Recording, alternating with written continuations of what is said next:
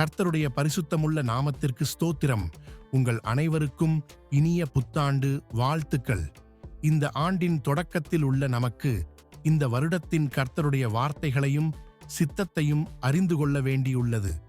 அதன்படி கர்த்தருடைய சமூகத்தில் விசாரித்தபோது ஏசாயா 51 அதிகாரம் 5 வசனத்தை கொண்டு உணர்த்தினார். அந்த வசனம் சொல்லுகிறது, என் நீதி சமீபமாயிருக்கிறது, என் இரட்சிப்பு வெளிப்படும், என் புயங்கள் ஜனங்களை நியாயந்தீர்க்கும். எனவே இந்த வருடத்தில் கர்த்தருடைய நீதி, இரட்சிப்பு, நியாய தீர்ப்பு ஆகியவை வெளிப்பட ஆயத்தமாகி உள்ளது. இந்த வருடத்திலிருந்து சொல்லப்படும் இந்த காரியங்களின் பலனை ஒவ்வொருவரும் அனுபவிக்க ஆயத்தமாக வேண்டும்.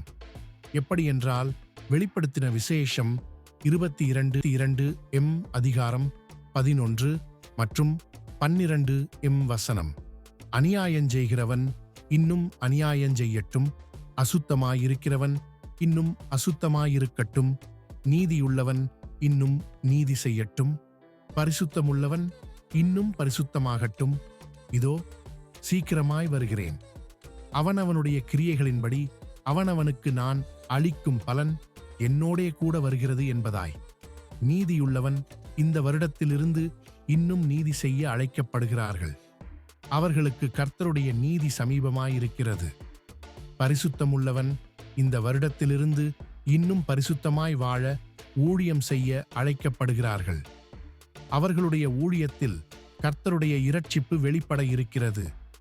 அநியாயமும் அசுத்தமும் செய்கிறவர்கள் இந்த வருடத்திலிருந்து அவைகளை இன்னும் அதிகமாய் செய்யப் போகிறார்கள்.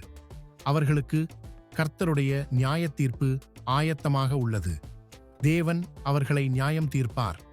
நாமோ இந்த வருடத்திலிருந்து நீதியாயும் பரிசுத்தமாயும் வாழ அழைக்கப்படுகிறோம்.